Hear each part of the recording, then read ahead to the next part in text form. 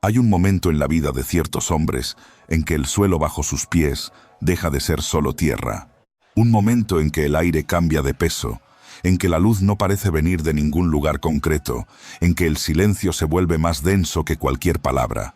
3 pescadores de Galilea vivieron ese momento en la cima de un monte, en una tarde que ninguno de los 3 supo explicar del todo cuando bajaron.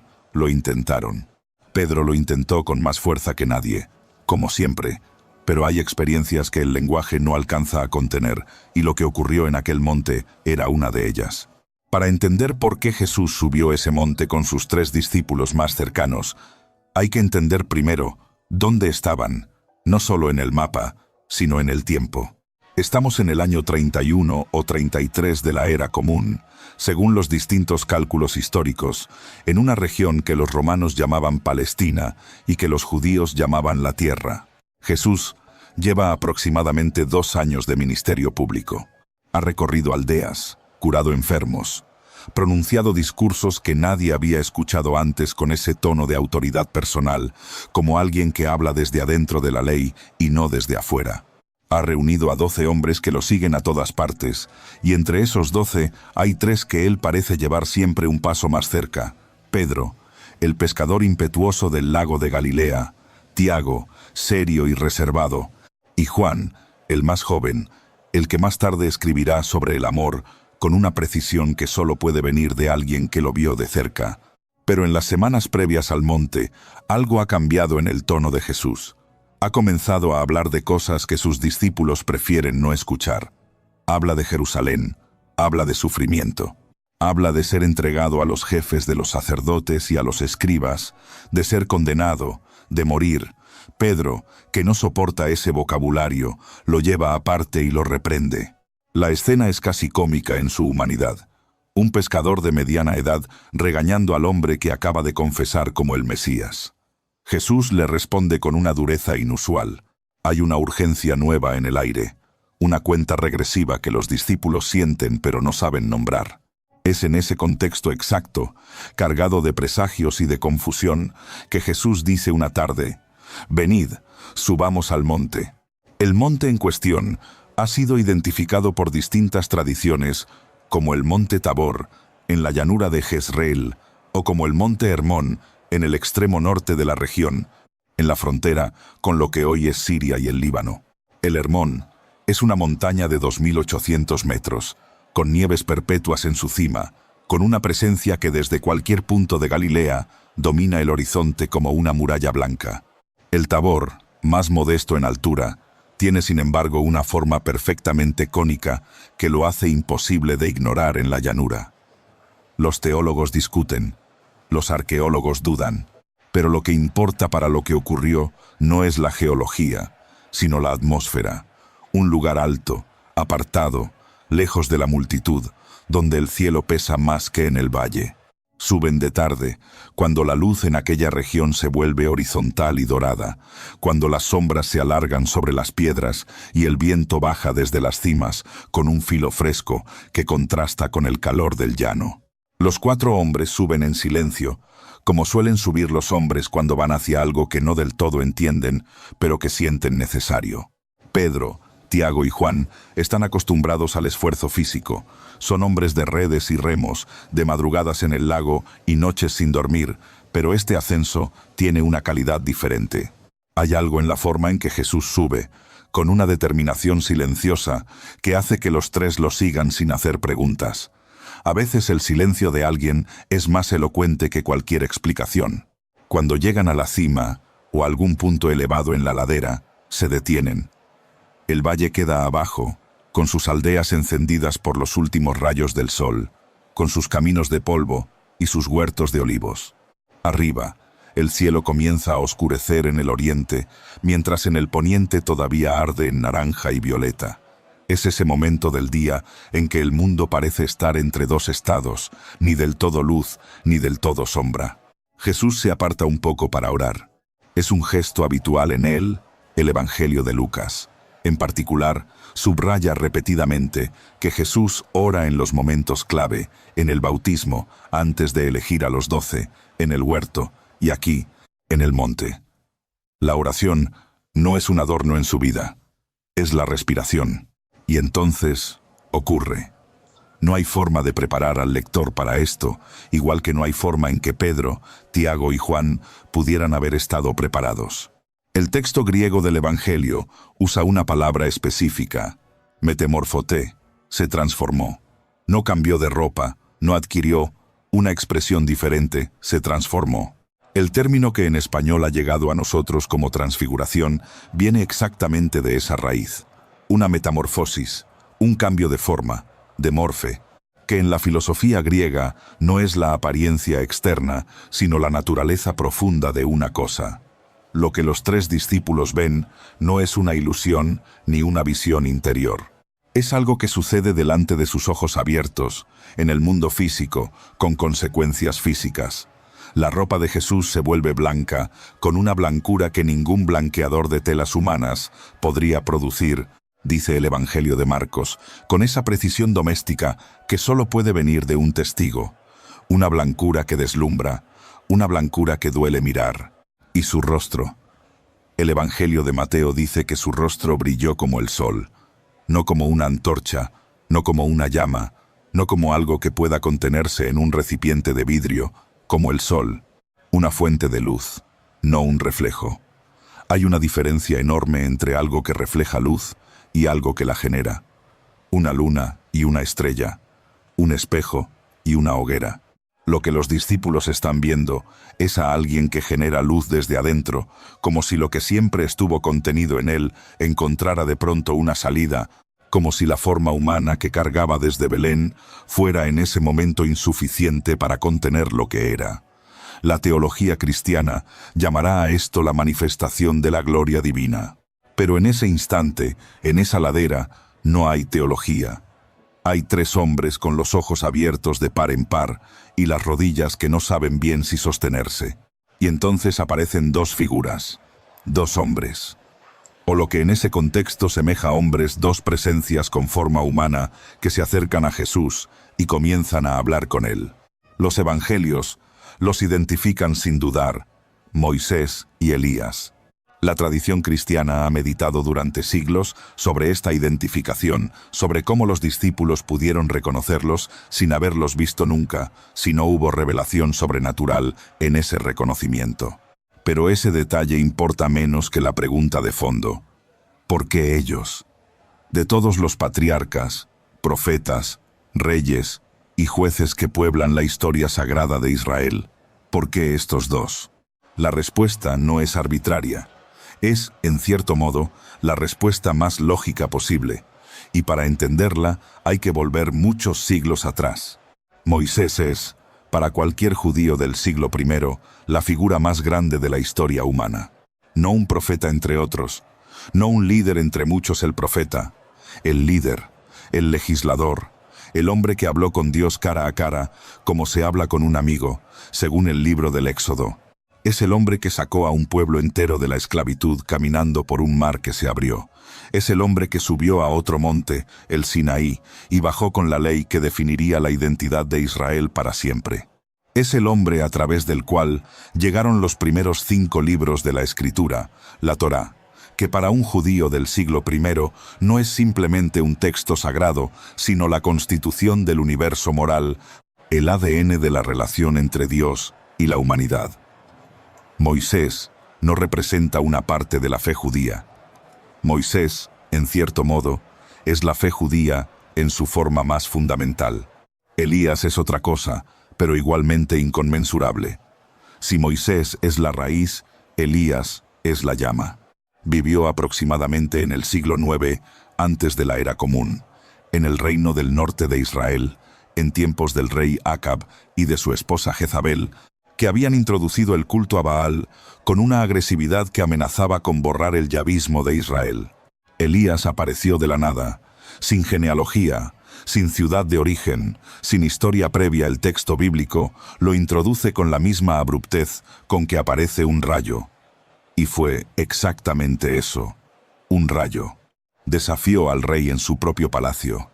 Tuvo un enfrentamiento legendario en el Monte Carmelo contra 450 profetas de Baal, un duelo que el texto bíblico narra con una tensión dramática que no ha perdido fuerza después de 2500 años. Y al final de su vida, no murió, o al menos no de la forma ordinaria en que los hombres mueren. El segundo libro de los Reyes dice que fue llevado al cielo en un carro de fuego, arrebatado por un torbellino, visible hasta el último momento para su discípulo Eliseo, que lloraba desde abajo. Esa partida sin muerte convirtió a Elías en una figura de expectativa apocalíptica para el judaísmo del Segundo Templo. El profeta Malaquías, en el último libro de los profetas del canon hebreo, había escrito algo que todo judío del siglo I conocía de memoria. He aquí, yo os envío a Elías el profeta antes que venga el día grande y terrible del Señor. Elías no había terminado su historia. Elías iba a volver, y su regreso señalaría el comienzo del tiempo final, la apertura del capítulo definitivo de la historia sagrada. Para un discípulo de Jesús, ver a Elías en ese monte no era ver a un fantasma del pasado, era ver al heraldo del futuro. Así que Moisés y Elías no son una elección aleatoria entre muchos candidatos posibles. Son la Torá y los profetas, las dos grandes columnas sobre las que descansa toda la escritura sagrada de Israel. En la sinagoga del siglo I, el servicio de adoración tenía dos lecturas fijas, una de la Torá, es decir, de los libros de Moisés, y otra de los Neviim, los profetas, cuyo representante más eminente era Elías. Toda la fe, toda la esperanza, toda la identidad de Israel cabía entre esos dos nombres. Y ahora, esos dos nombres están en esa ladera, hablando con Jesús, no como sus jueces, ni como sus maestros, como sus contemporáneos, como alguien con quien tienen algo importante que tratar.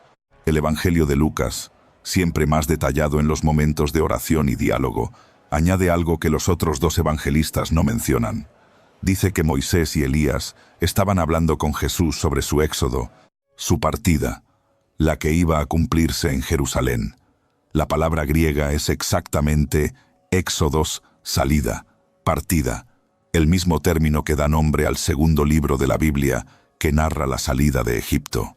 No es una coincidencia lingüística inocente, es una declaración teológica perfectamente calculada. Lo que Jesús está a punto de cumplir en Jerusalén tiene la misma naturaleza y la misma escala que lo que Moisés cumplió en Egipto. Una liberación, un éxodo, un pueblo que sale de una esclavitud hacia una libertad que todavía no puede imaginar del todo. Y en ese punto comienza a dibujarse la respuesta a la pregunta del título con toda su fuerza. Moisés y Elías no están ahí para evaluar a Jesús, para darle permiso, para legitimarlo ante los discípulos como quien presenta credenciales. Están ahí porque son parte de la misma historia.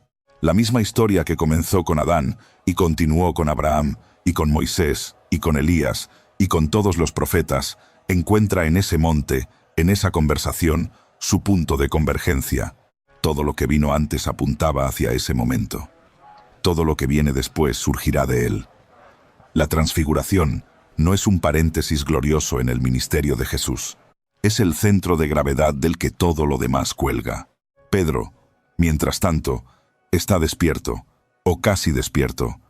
Lucas dice con esa honestidad desconcertante que es uno de sus sellos que Pedro y los que estaban con él estaban cargados de sueño, no dormidos, pero al límite. Y entonces vieron su gloria, la del Jesús transfigurado, y a los dos hombres que estaban con él. Y cuando estos comenzaron a separarse de Jesús, cuando la conversación parecía terminar y las dos figuras empezaban a retirarse hacia la noche, Pedro hace lo que Pedro siempre hace cuando no sabe qué hacer. Habla.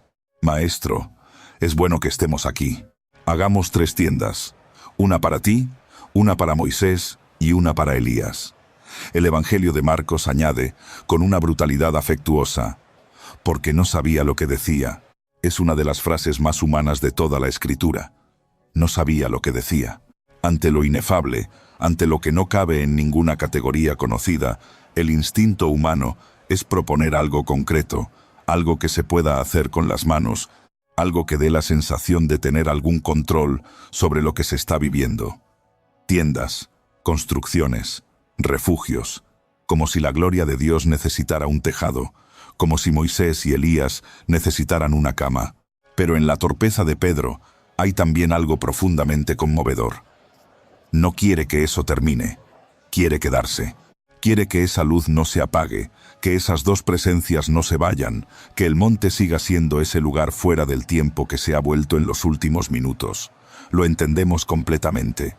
Pero antes de que Pedro termine de formular su propuesta, ocurre algo más. Una nube. No una nube ordinaria de tormenta o de verano, una nube que los cubre, que los rodea, que los envuelve y de la que viene una voz. El texto griego usa el verbo epeskiazen. Cubrió como una sombra, sobrevoló como algo que protege y que al mismo tiempo aterra. Es el mismo vocabulario que usa el Evangelio de Lucas cuando describe al ángel hablando con María en la Anunciación. El poder del Altísimo te cubrirá con su sombra. La nube, en la teología judía, tiene un nombre: Shekinah. Es la presencia tangible de Dios, la señal visible de lo invisible, la misma nube que guiaba a Israel por el desierto, la misma que llenó el tabernáculo de Moisés con tal intensidad que ningún hombre podía entrar mientras estaba allí. No es un fenómeno meteorológico, es una presencia. Y de esa presencia viene una voz. Solo 3 palabras en su núcleo, pero 3 palabras que lo cambian todo. Este es mi Hijo amado. Escuchadle. La primera parte ya la habían escuchado, o algo muy parecido en el bautismo en el Jordán. Cuando Jesús salió del agua, una voz del cielo dijo algo similar. Pero la segunda parte es nueva. Escuchadle. No contempladlo solamente. No lo reverenciéis desde lejos. Escuchadle. En el idioma de la teología rabínica, la instrucción de escuchar a alguien es la instrucción máxima de obediencia y discipulado. Shema Israel. Escucha, Israel. Comienza el mandamiento más central del judaísmo. Escuchar no es oír. Escuchar es obedecer, seguir, orientar toda la vida en función de lo escuchado. La voz no está dando información, está dando una orden. Los discípulos, al escuchar esa voz, caen rostro en tierra. El texto de Mateo dice que les entró gran temor. No espanto, no pánico, temor. La palabra griega es phobos, que en contextos sagrados no describe el miedo a un peligro físico, sino la respuesta adecuada ante algo absolutamente más grande que uno mismo. El temor reverencial, que los teólogos medievales llamarán timor domini, el temor del Señor, que es, paradójicamente, el comienzo de la sabiduría. Están en el suelo, con la cara contra las piedras frías de la ladera, incapaces de mirar, y entonces sienten una mano que los toca, y escuchan la voz de Jesús, ahora solo su voz, sin nube, sin luz sobrenatural, sin presencias invisibles. Levantaos, no temáis. Levantan los ojos y ven a Jesús solo. La bajada del monte es larga o corta. No hay forma de saberlo, porque el tiempo en esas horas debe haberse comportado de manera extraña, dilatado y comprimido, al mismo tiempo como ocurre siempre después de algo que cambia la forma en que uno percibe el mundo. Lo que sí dicen los evangelios es que en ese camino de bajada, Jesús les da una instrucción que los tiene perplejos. No contéis a nadie lo que habéis visto, hasta que el Hijo del Hombre haya resucitado de los muertos. La instrucción de silencio, que los estudiosos del Evangelio de Marcos llaman el secreto mesiánico, aparece aquí con una carga especial. No es solo discreción estratégica. Es que lo que acaban de ver no puede ser comprendido del todo hasta que la historia complete su arco. Pedro, Tiago y Juan discuten entre ellos qué significa eso de resucitar de los muertos. No es que no conozcan el concepto. El judaísmo del siglo I tenía tradiciones desarrolladas sobre la resurrección al final de los muertos. Tiempos. Los fariseos la defendían con vigor. Los esenios de Qumrán esperaban una renovación cósmica que incluía la superación de la muerte. Pero la resurrección era siempre un evento colectivo, escatológico, el desenlace de toda la historia, no algo que le ocurriera a una persona sola en medio de la historia. Jesús está hablando de algo que no tiene categoría en su marco de referencia. Están caminando hacia abajo por el monte, con una conversación que va en círculos, intentando encajar una pieza en un rompecabezas cuyo tamaño todavía no pueden imaginar. Y es aquí donde la pregunta del título adquiere su dimensión más profunda. ¿Por qué Moisés y Elías? Porque la transfiguración no es solo un evento de gloria personal de Jesús, no es solo una revelación de su naturaleza divina para beneficio de 3 discípulos, es un evento de confirmación histórica y cósmica. Es la escritura sagrada encarnada Moisés y Elías, la Torá y los profetas, toda la historia de la revelación de Dios a Israel puesta en diálogo directo con Jesús, no para evaluarlo, sino para reconocerlo como su cumplimiento, como aquel hacia el cual toda esa historia había estado apuntando desde el principio. Hay un versículo en el Evangelio de Juan, no en el relato de la transfiguración, sino en una discusión posterior, en que Jesús dice a sus adversarios: «Si creyerais a Moisés, me creerías a mí, porque él escribió acerca de mí». No como una afirmación arrogante, sino como una declaración de continuidad. Moisés y Elías en el monte no son testigos externos, son parte de la misma historia. Elías, en particular, tiene un papel que los discípulos intentan articular en esa bajada del monte cuando le preguntan a Jesús: ¿por qué dicen los escribas que Elías ha de venir primero? Es la expectativa de Malaquías hecha pregunta directa. Y Jesús responde con algo que los estudiosos han debatido durante siglos. Elías ya vino, y no lo conocieron, sino que hicieron con él lo que quisieron. Y los discípulos comprenden que habla de Juan el Bautista. Juan, que había predicado en el desierto con una urgencia y un estilo que recordaban exactamente al profeta del Monte Carmelo. Juan, que había sido decapitado por Herodes unos meses antes. La figura del precursor que prepara el camino ya había cumplido su función, ya había pagado el precio de su función, y sin embargo, la gente no había visto lo que señalaba. El patrón se repite.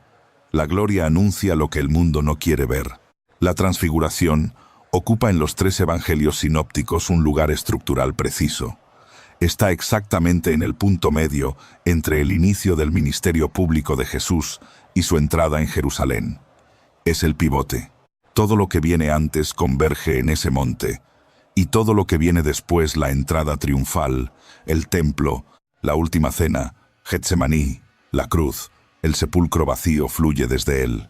Los discípulos que bajaron de ese monte no bajaron iguales. Cargaban algo que no sabían todavía cómo llevar, una certeza que era demasiado grande para sus palabras y demasiado extraña para su marco conceptual. Bajaron con un secreto que solo el tiempo y la resurrección les permitirían revelar. Pedro escribirá décadas después, en una carta que conservamos, sobre esa experiencia con una sobriedad que en sí misma dice todo. Nosotros estábamos con él cuando recibió de Dios Padre la honra y la gloria, cuando desde la magnífica gloria le fue enviada una voz que decía: «Este es mi Hijo amado, en el cual me he complacido». Y nosotros escuchamos esta voz enviada del cielo, cuando estábamos con él en el Monte Santo. No hay adorno en esas palabras, no hay exageración retórica. Hay la voz de un hombre viejo, recordando una tarde en una ladera de un monte que cambió todo lo que pensaba que sabía sobre la historia del mundo. Lo que ocurrió en el monte de la Transfiguración no fue un evento aislado, una pirotecnia celestial sin función dramática. Fue la confirmación de una continuidad que atraviesa toda la historia sagrada del judaísmo y el cristianismo naciente. Que la historia de Dios, con los seres humanos, es una historia coherente, con un hilo conductor que pasa por Adán, y por Noé, y por Abraham, y por Moisés en el Sinaí, y por Elías en el Carmelo, y llega a una ladera sin nombre en Galilea, donde 3 pescadores asustados ven a su maestro brillar como el sol. No son episodios desconectados, son capítulos del mismo libro. La presencia de Moisés y Elías responde también a una pregunta que los primeros seguidores de Jesús enfrentaban con urgencia existencial. ¿Es Jesús una ruptura con el judaísmo o su culminación? La Transfiguración dice, con una claridad que no admite ambigüedad, que es la segunda. Los 2 representantes más grandes de la fe de Israel no vienen a disputar con Jesús, no vienen a juzgarlo, no vienen a advertirle, Vienen a hablar con él sobre el éxodo que va a cumplir. Como colegas que discuten los detalles de una misión compartida, la lógica de la historia está de su lado. Para los primeros seguidores de Jesús, que eran en su gran mayoría judíos del siglo I, que habían crecido memorizando la Torá y esperando a Elías, la transfiguración era el argumento más poderoso posible de que estaban en el lugar correcto. No habían abandonado la fe de sus padres, la habían encontrado cumplida. El Dios de Moisés y el Dios de Elías era el mismo que ahora hablaba desde la nube diciendo, «Escuchadle». No era un nuevo Dios ni una nueva religión. Era la misma historia llegando a su capítulo más inesperado. Hay algo que los 3 discípulos no pudieron comprender del todo en ese momento. Algo que solo la resurrección les abriría los ojos para ver, que la gloria del monte era inseparable de la oscuridad que venía. Que Moisés y Elías habían hablado precisamente sobre eso, sobre el éxodo en Jerusalén, sobre la muerte, sobre el precio de la liberación. La tienda que Pedro quería construir para quedarse en la gloria era, sin saberlo, la negativa a aceptar lo que venía después. La gloria no era el destino, era la preparación para el camino que llevaba al único lugar donde la historia podía resolverse. Una colina, llamada Gólgota, a muchas horas de camino desde ese monte luminoso. Bajaron en silencio, los 4. El valle los recibió con sus ruidos habituales, con el olor a tierra y a humo de cocina, con los perros de las aldeas ladrando a la oscuridad. El mundo seguía igual. Ellos, no. Llevaban en los ojos algo que no se puede describir completamente, ni se puede del todo olvidar. Llevaban la memoria de una luz que no venía del sol y de una voz que no venía de ningún hombre. Llevaban la certeza de que lo que caminaba entre ellos era más de lo que habían imaginado, y que ese más iba a costarle algo, iba a costarles a todos que en ese momento todavía no eran capaces de medir. Pero habían escuchado la instrucción, escuchadle, y eso era suficiente para seguir bajando por el monte, en la noche que crecía, hacia todo lo que vendría después. Hay un camino que todos recorremos en algún momento, sin saber muy bien que lo estamos recorriendo. Un momento en que algo que siempre estuvo ahí de pronto se vuelve visible, en que la historia a la que pertenecemos cobra un sentido que antes no veíamos, en que la voz que siempre estuvo hablando se vuelve audible de una forma que ya no podemos ignorar. Pedro, Tiago y Juan subieron ese monte como discípulos y bajaron como testigos. No testigos de una idea ni de una doctrina, testigos de algo que habían visto con sus ojos y tocado con sus manos, y que ningún argumento posterior podría quitarles del todo. La historia que comenzó en el Sinaí con Moisés y continuó en el Carmelo con Elías, encontró en ese monte sin nombre su punto de convergencia con algo que ninguno de los dos podía haber imaginado completamente, aunque ambos apuntaban hacia ello con cada palabra que pronunciaron en vida. La Torá dice, «Habrá un profeta como yo». Los profetas dicen, «Vendrá el día del Señor». Y en ese monte, esas 2 promesas se ponen de pie y hablan con el hombre que es su respuesta. 2000 años después, en un mundo de ciudades de vidrio y luces artificiales, en un mundo donde la velocidad de la información hace que todo parezca igual de urgente y nada parezca verdaderamente eterno, esa conversación en la ladera sigue sucediendo. No en el sentido literal de nubes y voces, aunque quién puede decir con certeza los modos en que las cosas suceden, sino en el sentido más profundo. La historia sagrada sigue interpelando al presente, sigue haciendo preguntas que el presente no puede responder por sí solo. Sigue invitando a subir al monte y a escuchar antes de bajar a construir las tiendas. Si este viaje por el monte te movió algo adentro, si te encontraste haciéndote preguntas que no tenías hace 30 minutos, ese es exactamente el efecto que la historia tiene cuando la dejamos hablar sin apresurarnos a cerrarla. Comparte este video con alguien que también busque, que también tenga preguntas, que también esté en algún camino de su vida sin saber del todo a dónde lleva. Suscríbete si quieres seguir explorando estas historias que están en la raíz de lo que somos. Y deja en los comentarios la pregunta que este relato te dejó abierta. Las mejores conversaciones siempre empiezan con una pregunta honesta. que tengas la valentía de subir a los montes que te corresponden. Que cuando llegues arriba y la luz cambie y el suelo parezca diferente, no construyas tiendas para quedarte, sino que escuches lo que hay para escuchar y bajes con ello a la vida que te espera. Que la historia de la que formas parte, más grande de lo que cualquiera de nosotros puede ver del todo, te sostenga en el camino. Hasta el próximo encuentro.